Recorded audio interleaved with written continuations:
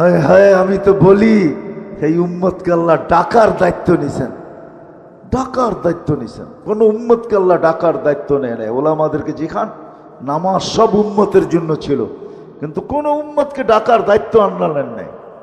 শুধু আমাদের নবীজির দিকে তাকায় আল্লাহ মনে হয় ডাকার দায়িত্ব নিছেন, যে বন্ধু 50কে 5 কইরা দিলাম, এখনো আপনি চিন্তিত? কেন মুসা আলাইহিস সালাম বলতেছিলেন আমি 2 ওয়াক্ত পড়াইতে পারি না, আপনি 5 ওয়াক্ত পড়াইতে পারবেন না, যান কমায়া নিয়ে আসেন। একদিকে দিলের ভিতরে চিন্তা ছিল আমার উম্মত 5 ওয়াক্ত পড়বে তো পড়বে কি কইরা, আর একদিকে চেহারায় লজ্জা ছিল আবার যাইতো কমানোর জন্য, যাই কি কইরা। তো আল্লাহ মনে হয় দিলের ব্যথা দেখা বলছে বন্ধু চিন্তা করেন না, ঘুমাইয়া থাকলেও আমি ডাইকা নিয়ে আসবো। এই জন্য ফজরের সময় বলে আসসালাতু খায়রুম মিনান নাওম। আল্লাহ ডাকার দায়িত্ব নিছে। আসেন শিখি, জীবনটাকে গড়ি, না হইলে এটা কেটে যাবে। ধরে রাখার কোনো কন্ট্রোল করার কোনো সুযোগ আমাদের কাছে নাই। জীবনের গতির উপরে কোনো দিন কারো কন্ট্রোল নাই।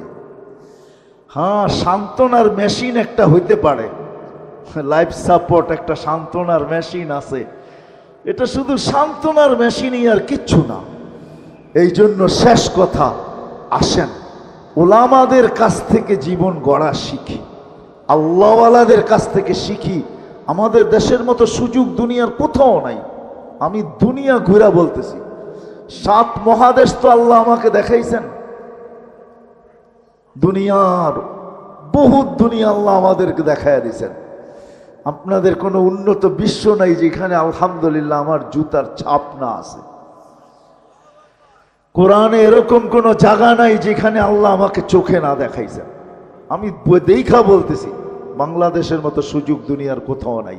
কদমে কদমে হক্কানি আলেম আছে, আল্লাহওয়ালা আছে, এদের কাছ থেকে শিখি, জীবনটা গড়ি।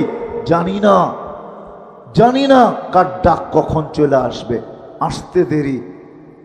ওয়ালাউফি বুরুজি মুশাইয়্যিদা, থাকার জন্য যদি দুনিয়ার সমস্ত প্রযুক্তিও ব্যবহার করি, তা আল্লাহর কথা এটাই সত্য, ওই প্রযুক্তির ভিতর থেকেও তোমাকে উঠায় নিয়ে যাব।